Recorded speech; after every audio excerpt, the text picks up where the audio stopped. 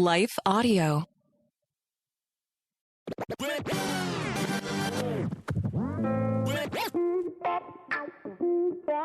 Hey, welcome to the Gospel Rant Podcast. I'm Dr. Bill Sinyard with Gospel App Ministries. Thanks for listening.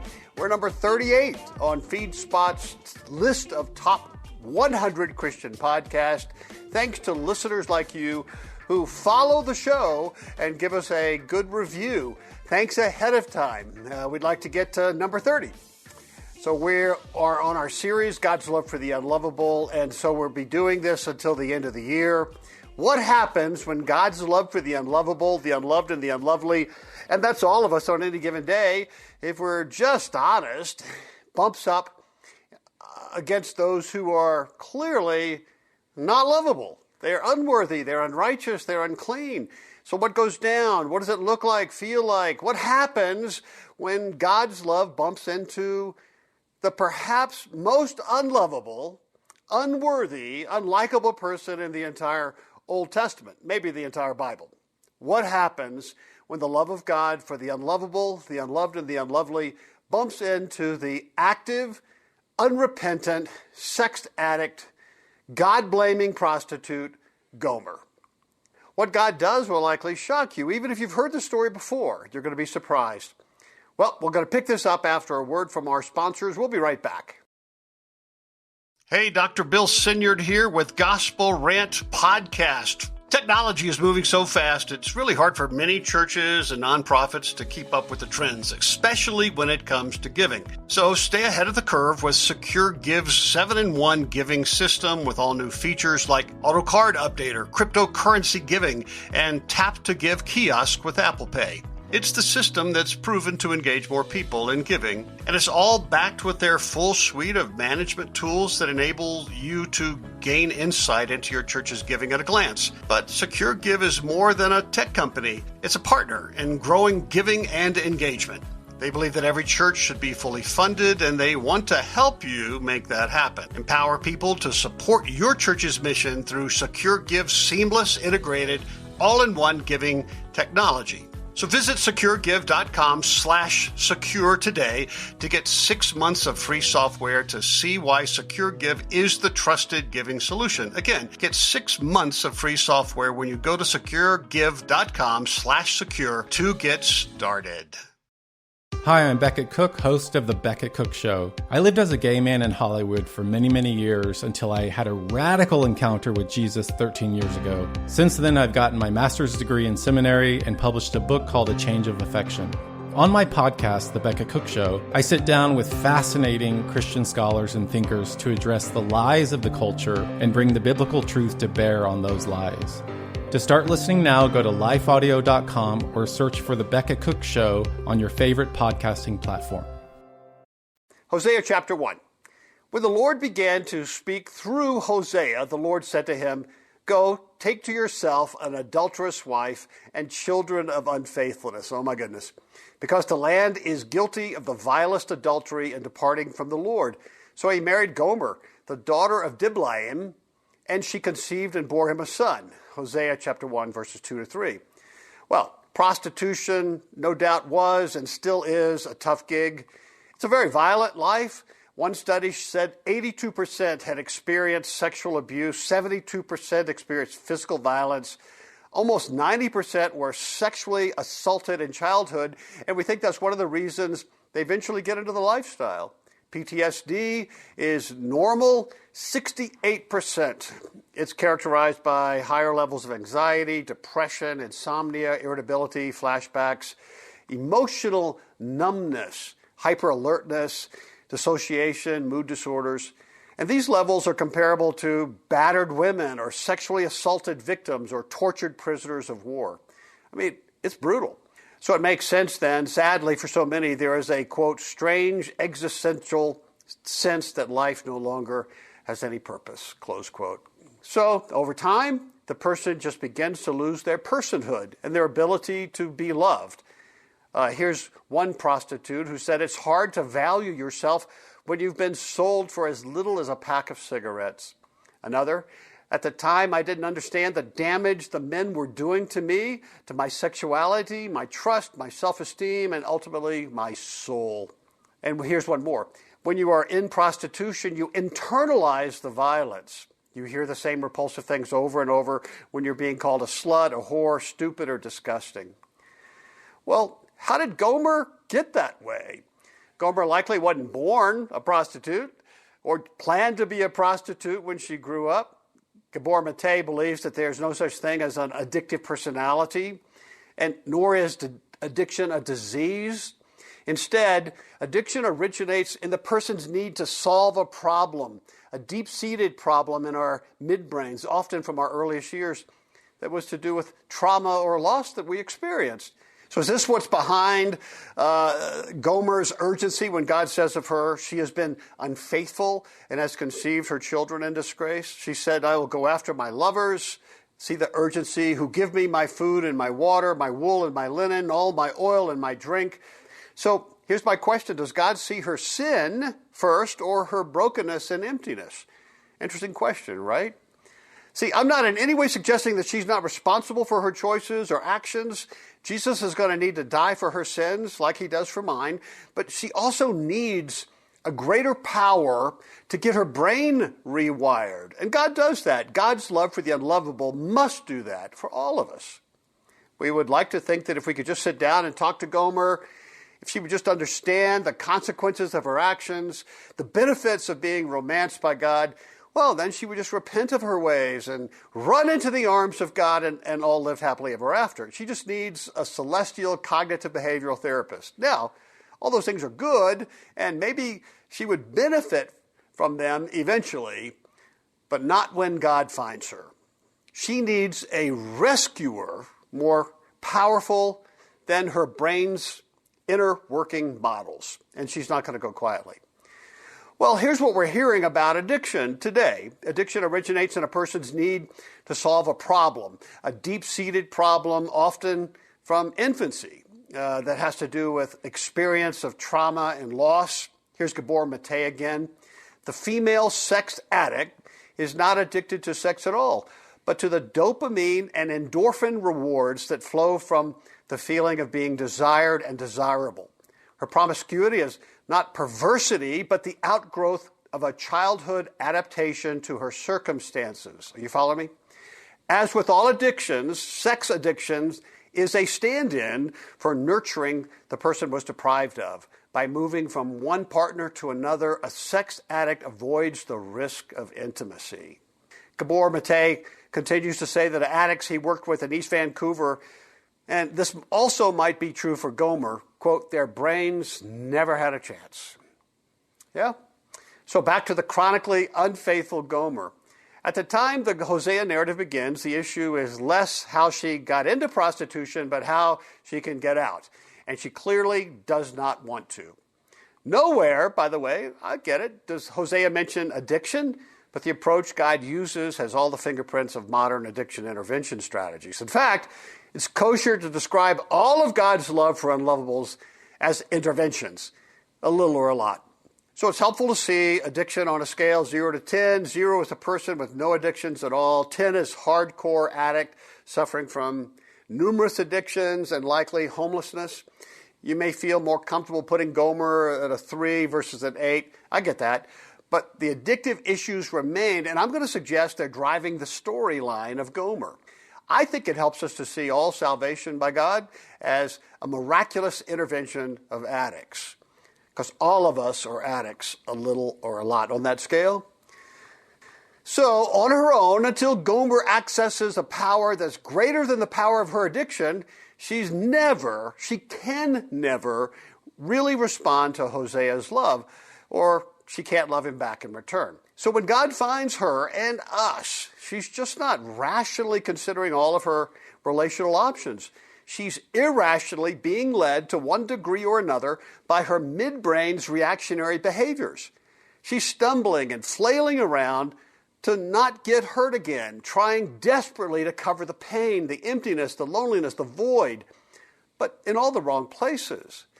Well, here's Dr. Kevin McCauley and his instructive video on addiction, Pleasure Unwoven. There are two areas of the brain that are important to addiction. One is deep inside, the midbrain. The other is on the outer edge, called the frontal cortex. All conscious life, all our thinking, evaluating, feeling, and speaking, everything we sense occurs in the cortex. It's in the cortex where we evaluate the world, weigh options, understand consequences. This is where choice is conceived. This is the part of the brain where we attach, where we give things moral and spiritual meaning. It's easy to see why it was once believed that the defect of addiction was here in the frontal cortex. This is the thinking, loving, moral, spiritual, and social choice part of the brain, and drugs must somehow break into the frontal cortex to create all that nasty behavior. It's a powerful idea that drugs work in the frontal cortex and that addiction is due to a moral failing, personality disorder, bad upbringing. There's only one problem with that idea. It's wrong. Addiction does not begin in the frontal cortex, and drugs do not begin their work there. See what he's saying? Our tendency as we look at the tragic flailings of Gomer to escape the one love that can make her actually feel loved is to blame her for making bad choices. I mean, if only she were more reasonable. But the problem is not in her frontal cortex. It's not whether she is informed enough or reasonable enough. Her problem is in her midbrain. Quote, the midbrain does not think, it does not make choices or understand consequences. It handles the next 15 seconds in front of us. The midbrain tells us to eat. It tells us to defend ourselves, even kill. It fires our sex drive. These are all behaviors that are critical for survival, and to make sure we do these behaviors, the midbrain makes them pleasurable. And ordinarily, the frontal cortex keeps the midbrain in check, and it exerts top-down control over the unconscious survival impulses of the midbrain. But in addiction, this top-down control fails, and the midbrain becomes more powerful at guiding behavior than the cortex. In other words, in addiction, something goes wrong at a level of brain processing long before morals or choices are used to modify behavior. Gomer is desperately, yet likely subconsciously, trying to escape internal pain, and so she's pursuing pleasure as she knows it. This is the picture of an addict. Mattei emphasizes the former. Quote, far more than a quest for pleasure, chronic substance use is the addict's attempt to escape distress. From a medical point of view, addicts are self-medicating conditions like depression, anxiety, post-traumatic stress, or even attention deficit hyperactivity disorder, ADHD. Addictions always originate in pain. Whether felt openly or hidden in the unconscious, they are emotional anesthetics. Heroin and cocaine, both powerful physical painkillers, also ease psychological discomfort. The very same brain centers that interpret and feel physical pain also become activated during the experience of emotional rejection. On brain scans, they light up in response to social ostracism, just as they would when triggered by physically harmful stimuli. So when people speak of feeling hurt or of having emotional pain, they are not being abstract or poetic, but scientifically quite precise. The hard drug addict's life has been marked by a surfeit of pain. No wonder she desperately craves relief. In moments, I go from complete misery and vulnerability to total invulnerability, says Judy, a 36-year-old heroin and cocaine addict who is now trying to kick her 2-decade habit. I have a lot of issues. A lot of reasons why I use is to get rid of those thoughts and emotions that cover them up. The question is never why the addiction, but why the pain. So the point, in and of itself, Gomer should, but will never return to Hosea or God's arms on her own. Gomer, when God finds her and begins to express his love for her, she can't really love back. She can't really be loved. Does that make sense? So this is where God's gospel starts for all Gomers, including you and me. So, Hosea, marry her, this hardened, emotionally fractured, wounded addict, to give Israel a word picture of what the problem really is all about. She can run to the arms of her other lovers. She can go to their temples 1,000 times and still no good. There's something messed up in her psyche, her brain. She can do religion all she wants, but she does not love me, nor can she receive my love for her. She's broken inside. My love can and will change her, but Hosea, she will not love you either. Not yet. I'm not yet done with her. It's partly brain science. Am I over psychoanalyzing the whole story? I mean, it's probably not what you've heard in sermon series or Sunday school classes on Hosea. So how can empty, love-starved addicts like Gomer be helped? Well, this is a good time as any to stop and get a word from our sponsors. We're going to be right back and hear that gospel for Gomers. Hey, Dr. Bill Sinyard here with Gospel Rant Podcast. Technology is moving so fast, it's really hard for many churches and nonprofits to keep up with the trends, especially when it comes to giving. So stay ahead of the curve with Secure Give's 7-in-1 giving system with all new features like auto card updater, cryptocurrency giving, and tap to give kiosk with Apple Pay. It's the system that's proven to engage more people in giving, and it's all backed with their full suite of management tools that enable you to gain insight into your church's giving at a glance. But Secure Give is more than a tech company. It's a partner in growing giving and engagement. They believe that every church should be fully funded, and they want to help you make that happen. Empower people to support your church's mission through Secure Give's seamless, integrated, all-in-one giving technology. So visit securegive.com/secure today to get 6 months of free software to see why Secure Give is the trusted giving solution. Again, get 6 months of free software when you go to securegive.com/secure to get started. Has fear stolen your peace? I'm Jennifer Slattery, lead host of the Faith Over Fear podcast, helping you fight your fears and grow your faith. Subscribe at lifeaudio.com. So what does God's love for the unlovable addict Gomer look like? Well, I see in the text 6 intervention steps highlighted. God's strategy to pursue, to rescue, to love, to remove the shame of Gomer. Let me give you a warning. Only one of the 6 steps actually begins to accomplish the goal. I think that's the point. The rest are abysmal failures. Step number 1, rebuke. Hosea 2:2. Rebuke your mother, rebuke her, for she is not my wife, and I am not her husband. Let her remove the adulterous look from her face and the unfaithfulness from between her breast. Well, rebuke implies expressing a sharp disapproval, a criticism for someone because of their behavior. Look, gracious time out for children, that could work, right? But rebuking addicts? Do you think that'll ever stop an addict from using? No, they will likely turn it around and blame it on the person who's rebuking them. I don't need to listen to this. I'm out of here. Addicts' inability to accept criticism ranks so high on the typical characteristics of alcoholics and addicts. And often, they're going to explode in anger and resentment at the slightest suggestion that they may be doing something wrong. And it's going to launch them back into their drug of choice to rid themselves of this new pain, this new shame. And again, how did it work for Gomer? No, it didn't work very well because rebukes aren't going to work. It may change behavior for a moment, may scare them, but it has zero power to make Gomer feel loved, to love others, to be faithful, even with God doing the rebuking. Step number 2, private exposure of ugliness and failure. Here's what the Bible says. I'm going to strip her naked and make her as bare as on the day she was born. I will make her like a desert, turn her into parched land, and slay her with thirst. I will not show my love to her children because they are children of adultery. Their mother has been unfaithful and has conceived them in disgrace. She said, I'm going to go after my lovers who give me my food and my water, my wool and my linen, my oil and my drink. It's Hosea 2:3-5.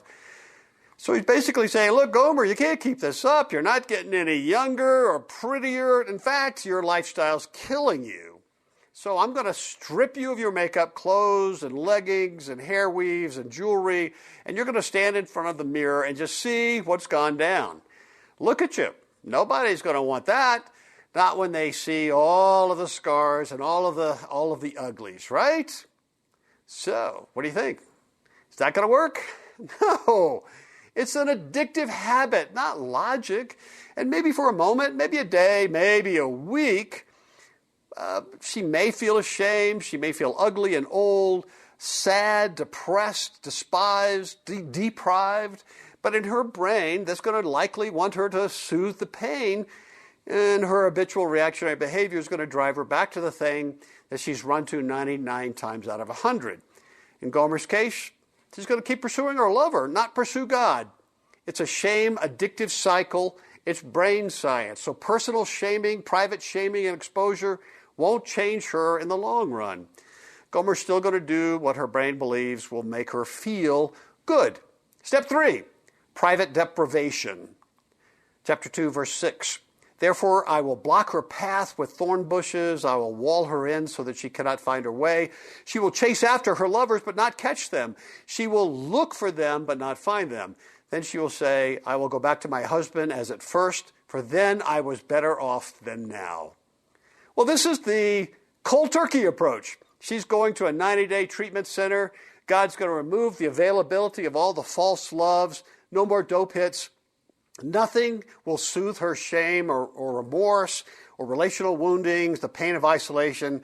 Nothing's going to distract her, and it's going to be hell for her.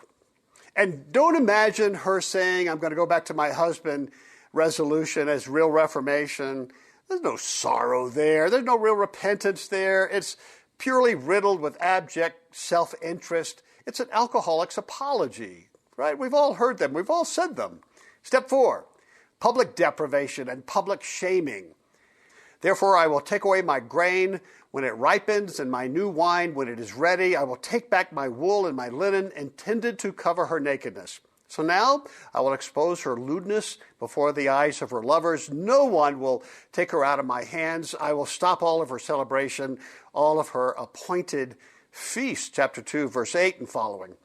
So basically, I'm going to make it so that she's publicly miserable. It's like making the perpetrator wear a sign on the street corner or some, I'm an adulterer, or the old public stocks in the town square. It seems reasonable. Deprivation, public shaming should do it, but it's brain science. Neither has any real power to make Gomer begin to feel loved and lovable or remove the pain that initiated the addiction in the first place. Step 5, public punishment. Well, this is God counting, I mean it this time. 1, 2, 2.5, 2.7. Well, right? All the grace is over. It's corporal punishment time. This is going to hurt you more than it hurts me. Listen, punishment doesn't really motivate love either. If you punish a shamed person, you're going to create more shame. You're going to create an angry shamed person, a depressed shamed person, an enraged shamed person. I will punish her for the days she burned incense to the Baals. She decked herself with rings and jewelry and went after her lovers, but me she forgot, says the Lord. Hosea 2, 12 and 13.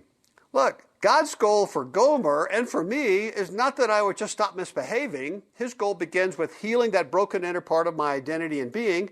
He desires that I could love him back as a whole and free person, and I can feel loved by him. And these are largely the reasons that I make so many bad and destructive decisions in my life as part of my inner addictive power. And until that's removed or healed, I'm going to keep on doing the same destructive insanity over and over and over and getting less and less satisfied. So, if rebuke and private exposure of my ugliness, private deprivation, public shaming and punishment doesn't work, and not change my addictive behavior, and may even make it worse, God, what do you got? What can make Gomer and me and you truly feel lovable and loved and lovely? Yeah, here it is, step 6, the unlikely romance. Therefore, I am now going to allure her. I will lead her into the desert and speak tenderly to her. There I will give her back her vineyards. I will make the valley of Achor, muddy, gloomy, hopeless, despair, shame. I will make the valley of Achor a door of hope. There she will sing as in the days of her youth, as in the day she came up out of Egypt. In that day, declares the Lord, you will call me my husband. Very intimate. And you will no longer call me my master. I will betroth you to me forever. I will betroth you in righteousness and justice and love and compassion. I will betroth you in faithfulness, and you will acknowledge the Lord. The idea is that it's an inner change. That's Hosea 2, 14-20. So unbelievably, God romantically woos this tragic, unloving, and unlovable, addicted bride, takes her out into the desert, the place where there are no more lovers for her to be distracted by. It's just she and God, so much better than she would have ever dreamed of. She is with God, not just with God, but with the God who's crazy over her, who obviously, even to her, romantically is pursuing her as she is. Not if she gets any better or prettier or younger or even more faithful. And you get why this is so hard for her brain to believe, right? In fact, I suspect a fear cycle gets triggered because it is too good to believe, right? She likely would have expected punishment, and matter of fact, she would punish herself. But instead of divorcing her, which no court in the world would find him guilty for, God romances her as she is. He romantically pursues her as she is. Her lovers, when they see her uglies exposed, they vote with their feet and walk away. God sees her uglies exposed and also votes with his feet. He walks towards her, holds her in his arms, not as she should be, right, all repentant and changed and attractive, but as she is, the prostitute. Why? Because he loves her. No guilt trip, no shame, no probationary guidelines. It's crazy, wonderful, and unnerving at the same time. It's a head trip, this God's love for the unlovable. Why does he do it? Because that's how he feels towards her, still. Not because he has to. He seems to really want to. It's his DNA. This is the simple, uncluttered gospel for all Gomers, including we Jesus followers. This is the perfect love that casts out fears. 1 John 4:18. And can begin to unwind the addiction's power in the midbrain. This love of God ignites brain chemicals like dopamine, depletes serotonin, ramps up the bonding chemical oxytocin so that even frightened, hardened prostitutes begin to feel adored at last. For a little while, she's going to need this wooing repeated over and over, but this is the path to a new source of highs that's being charted by the love of God. But as wonderful as those are, what the addict needs is the same thing that we all need. We too need this supernatural love of God embracing us, healing us, giving us a safe place, giving us an alternative for our addictions, our midbrain's demands. So God gives her back her voice. Beautiful. The same voice that she used to sell herself and pursue other lovers, giggled with that hair toss, a voice that she used to accuse her husband, complain, blame, her purity, her glory, as if she had never been unfaithful. Now she can proclaim her love for God. Worship, prayer. I suspect it's going to take some time. And repeated kisses from God first. Is this good? Yeah. This is exactly what she subconsciously has been jonesing for so long. Oh, well, listen, I hope this series has been valuable to you. How amazing and frightening is this love of God? How troubling and wonderful. This is the love of God for the unlovable that is so desperately needed in our world today, in my life today. Let hurting, lonely, and anxious people know about it. Listen, if you benefited from this podcast, give us a comment wherever you listen to podcasts and officially follow the program. Thank you ahead of time. In the next show, we're going to take a look at another example of the love of God for somebody so unlovable. We got to be able to get this right. God's love isn't safe. It's life-changing, it's troubling, and it's for even the most unlovable that you and I could ever imagine. We'll see you next time. Take heart, child of God. Need a new roof for your home? Or even just some repairs? That's a big investment, one that you should take very seriously. And you want the job done right, by professionals, and at a great price. You need to call your hometown roofing contractor, serving Northeast Ohio for over 65 years. Coates Bros Roofing, 440-322-1343. How have they been in the roofing business for so long? Quality work at a great price. They keep their promises and communicate with you, the homeowner. Coates Bros Roofing will listen to you and find solutions that will accommodate your roofing needs. They'll give you a better than competitive price on your roofing job and make sure that it fits within your budget. Financing is available too. The highest quality at a great price. Coates Bros Roofing. Call 440-322-1343 or go to CoatesBrosRoofing.com. That's COATES. CoatesBrosRoofing.com.